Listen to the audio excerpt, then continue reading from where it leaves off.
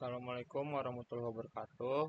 Perkenalkan, saya Febrian Wijanarko dengan NIM 1705622117. Di sini saya ingin mempresentasikan hasil sidang skripsi saya yang berjudul Pengaruh Sosial Media Influencer dan User Generated Content terhadap Purchase Intention Produk Skincare melalui Fear of Missing Out. Oke, penelitian ini dilatar belakangi oleh matangnya ekosistem digital dan pesatnya perkembangan sosial e-commerce di Indonesia. Hingga akhir 2025 ini, penetrasi internet di Indonesia telah mencapai 80,5% atau sekitar 230 juta pengguna dengan 180 juta diantaranya itu aktif di media sosial. Kategori perawatan kecantikan ini merupakan produk terlaris di e-commerce Indonesia dengan nilai transaksi mencapai 11,9 triliun pada Q3 2025. Produk skincare menyumbang sekitar 40% dari total pasar kosmetik dan perawatan diri nasional. Nah, di sini ditemukan adanya ketidaksesuaian mengenai bagaimana sosial media influencer dan UGC memengaruhi PI produk skincare. Di satu sisi, media sosial menjadi sumber informasi penting dalam pembelian skincare. Namun data menunjukkan konsumen lebih banyak menggunakan online reviews atau UGC dibanding rekomendasi influencer. Padahal banyak penelitian sebelumnya masih menunjukkan influencer berpengaruh terhadap niat beli. Oleh karena itu, penelitian ini menguji apakah influencer dan UGC berpengaruh langsung terhadap purchase intention atau melalui FOMO sebagai mekanisme psikologis. Penelitian ini itu masih terbatasnya penelitian yang mengintegrasikan SMI dan UGC dalam satu model dengan FOMO sebagai variabel mediasi pada konteks produk skincare di Indonesia. Selain itu, terdapat kesenjangan antara fenomena empiris yang menunjukkan dominasi UGC dibanding influencer dengan temuan penelitian terdahulu yang banyak menegaskan pentingnya influencer dalam membentuk purchase intention. Namun penelitian ini bukan hanya terjadinya adanya gap, tetapi karena hasil penelitian ini dapat menjelaskan bagaimana brand skincare sebaiknya memahami perilaku konsumen di media sosial. Di sini ada 7 pertanyaan penelitian. Kemudian di sini ada 7 tujuan penelitiannya. Kemudian manfaat teoritis ini diharapkan dapat memperkaya pengembangan ilmu pemasaran, khususnya pemasaran digital dan perilaku konsumen melalui penerapan teori SOR. Penelitian ini juga memberikan pemahaman mengenai peran FOMO sebagai mekanisme psikologis yang menjembatani pengaruh SMI dan UGC terhadap purchase intention produk skincare.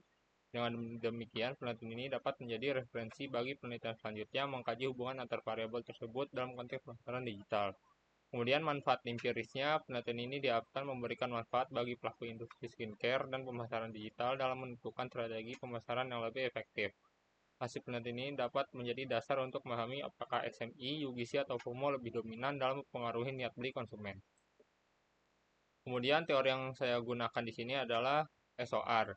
Intinya teori ini menjelaskan bahwa rangsangan dari luar tidak langsung membuat orang bertindak, tetapi masuk dulu ke kondisi psikologis di dalam diri seorang, baru setelah itu muncul respons perilaku. Dalam penelitian saya ini, influencer dan UGC adalah stimulus, FOMO-nya itu organism, dan purchase intention-nya itu adalah respons.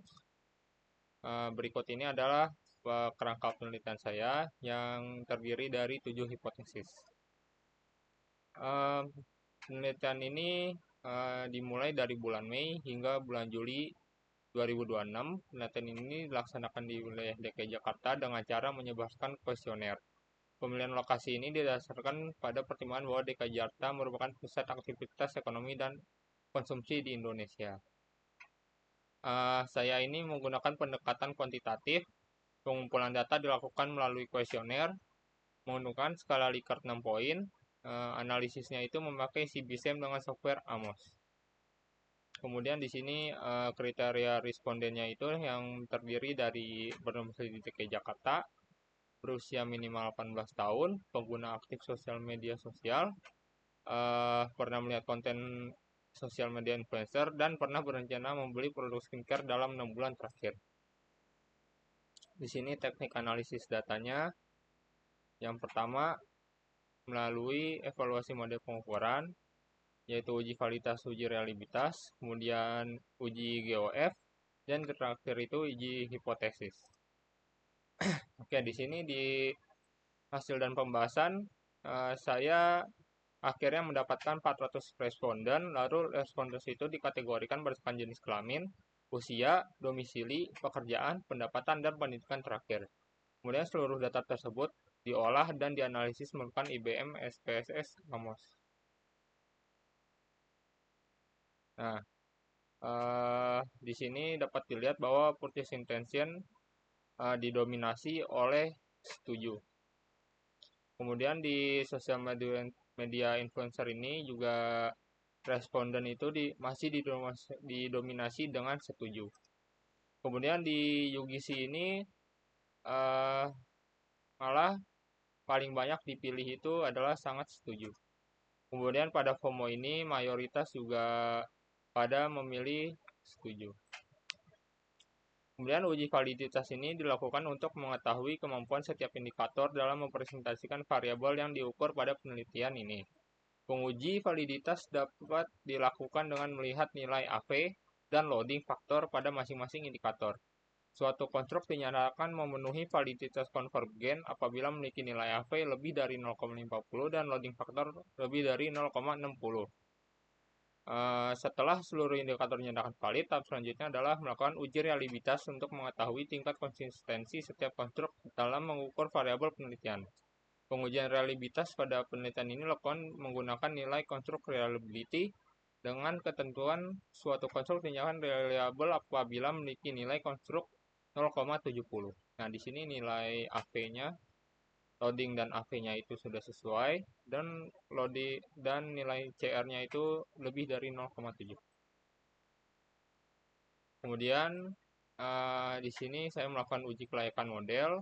Hasil tersebut dapat dilihat menunjukkan bahwa model pengukuran awal belum memiliki tingkat kesesuaian yang optimal dengan data empiris. Oleh karena itu dilakukan modifikasi model berdasarkan modification indices yang dihasilkan oleh Amos untuk memperoleh model pengukuran tingkat good of fitness yang lebih baik. Di sini bisa dilihat bahwa chi-square masih tidak fit, masih tidak signifikan, hanya RSM saja yang fit. Kemudian di sini dapat dilihat setelah saya melakukan modification indices, kriterianya itu sudah sesuai semua atau fit semua. Kemudian pada uji hipotesis dan mediasi, H1 sampai H4 diterima, H5-nya ditolak, kemudian H6-nya menghasilkan partial mediation, dan H7-nya itu hanya direct only atau non-mediation. Di sini dibahas bahwa hipotesis 1, hasil pengujian hipotesis pertama itu menunjukkan bahwa social media influencer berpengaruh terhadap purchase intention responden.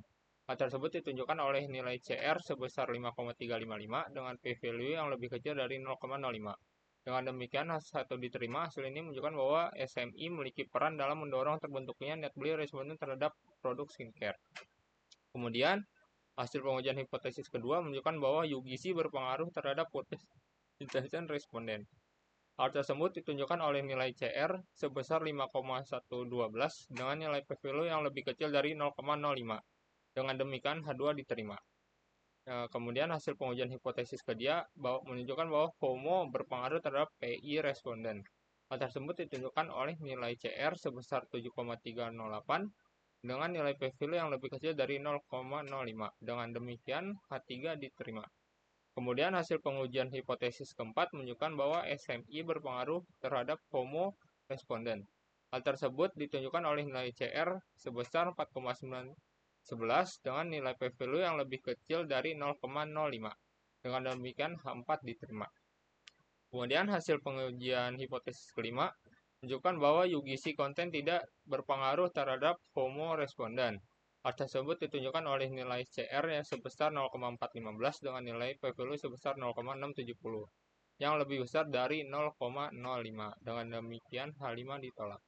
Kemudian hasil pengujian hipotesis ke-6 menunjukkan bahwa FOMO mampu memediasi pengaruh sosial media influencer terhadap purchase intention. Hal tersebut ditunjukkan oleh nilai lower bound sebesar 0,109 dan upper bound sebesar 0,271 dengan nilai total signifikan sebesar 0,00 atau lebih kecil dari 0,05.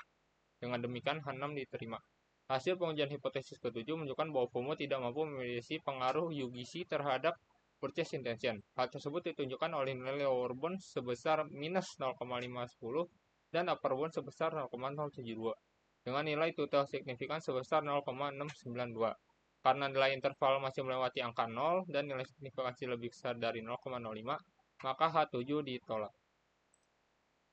Oke, dapat disimpulkan bahwa secara keseluruhan penelitian ini menyimpulkan bahwa social media influencer dan user generated content sama-sama berperan dalam membentuk purchase intention produk skincare.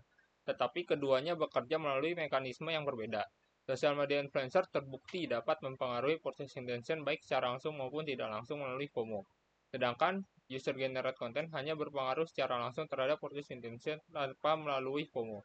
Temuan ini menunjukkan bahwa dalam konteks produk skincare, influencer lebih mampu menciptakan dorongan emosional berbasis tren dan rasa takut tertinggal. Sementara UGC lebih berperan sebagai sumber informasi yang mendukung proses evaluasi responden sebelum membeli. Sekian dari presentasi saya. Terima kasih yang sudah menyimak. Wassalamualaikum warahmatullahi wabarakatuh.